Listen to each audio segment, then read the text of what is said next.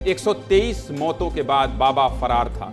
Police भी पाखंडी बाबा तक नहीं पहुंच पा रही थी, लेकिन बाबा आज एएनआई तो मिल गया। बाबा को आज एएनआई मिल गया और एएनआई के सामने बाबा आ भी गए, बाइट भी दे दी। हादसे के बाद पहली बार बाबा सामने आया है। बाबा ने क्या कहा है पहले वो सुन लीजिए, उसके बाद इसका विश्लेषण करेंगे। सुनाइए बाबा क्या कह रहा है। हमें विश्वास है जो भी उपद्रवकारी हैं वो बख्शे नहीं जाएंगे। नजरें झुकी हुई हैं, झुकी होनी भी चाहिए, शर्म से झुकी होनी चाहिए। इतने दिन तक छुपे रहते हैं। 121 से ज्यादा लोगों की जान लेने के बाद दोषी हैं ये, अपराधी हैं ये, जो उपद्रवी हैं वो बख्शे नहीं जाएंगे। यही तो हम भी चाहते हैं बाबा, यही तो हम भी चाहते हैं। लेकिन कौन है? 121 बता रहा था, आज खबर आई है 123 लोगों की मौत हो गई है। लेकिन कौन है उपद्रवी? और आप जब दोषी नहीं है तो फरार क्यों थे? डर क्यों गए थे? छिप क्यों गए थे कायरों की तरह? पूरा देश जानना चाहता है 123 मौतों का जिम्मेदार कौन है, किसकी वजह से ये बेगुनाह जाने गई हैं, जो सत्संग में शामिल होने आए थे, आपके पास आपको सुनने आए थे, जो शांति और सुकून की तलाश में आपकी शरण में आए, आपके चरणों की धूल के लिए जान गंवा दी। कौन है जिम्मेदार? कौन है जिम्मेदार? बता देते। उन छोटे छोटे बच्चों की मौत का कौन है जिम्मेदार? कौन है?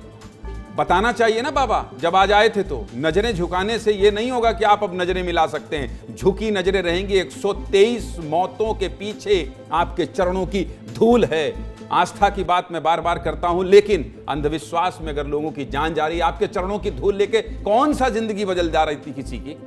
मना कर देते, इस परंपरा को ही खत्म कर देते। लेकिन जिम्मेदार कौन है ये पूछते रहेंगे। और अब 4 दिन बाद आपको उन मृतकों के परिजनों की चिंता सता रही है।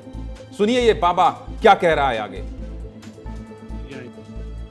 हमने अपने वकील डॉक्टर वीपी सिंह जी के माध्यम से कमेटी के महापुरुषों से ये प्रार्थना की है कि दिवंगत आत्माओं के परिजनों एवं इलाजरत घायलों के साथ जीवन पर्यंत तन धन से खड़े रहने का आग्रह किया है, जिसको सभी ने माना भी है।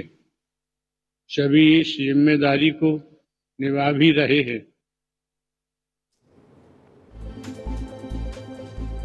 पाखंडी बाबा आपने बोला तो कि परिवारों की देखरेख के लिए, लेकिन सबसे पहले आपकी जिम्मेदारी थी, आपको मिलना चाहिए था उन रोते बिलखते परिवारों से, उन मासूमों से जिसने अपनी मां को खो दिया, जिनके सिर से पिता का साया उठ गया, कितनों की गोद सूनी हो गई।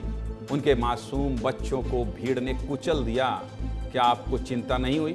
आप भाग गए, भगोड़े हो गए, अपनी गाड़ी में सवार होकर फरार हो गए। पूरा पुलिस प्रशासन परेशान रहा, लेकिन आप भाग गए। और सच्चाई यही है।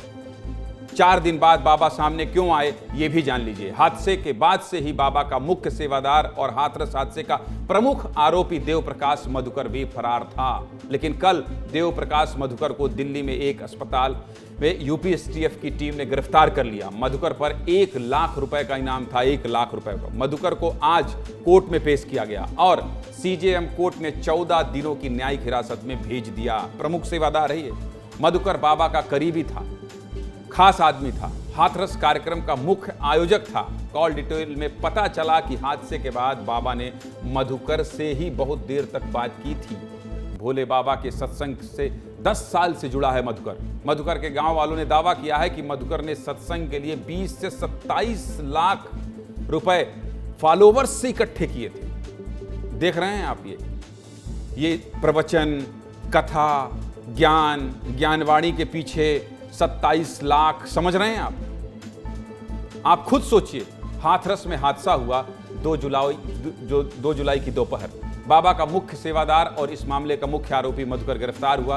5 जुलाई की रात और बाबा का वीडियो आया 6 जुलाई की सुबह। यह महज संयोग तो नहीं हो सकता। अब मधुकर जेल की सलाखों के पीछे है और बाबा को डर सताने लगा है कि मधुकर मुंह खोलेगा और बाबा के राज खोलेगा। जैसे ही बोला वैसे ही राज खोलेगा। आने वाले दिनों में बाबा पर क्या बड़े खुलासे होंगे ये भी देखना है।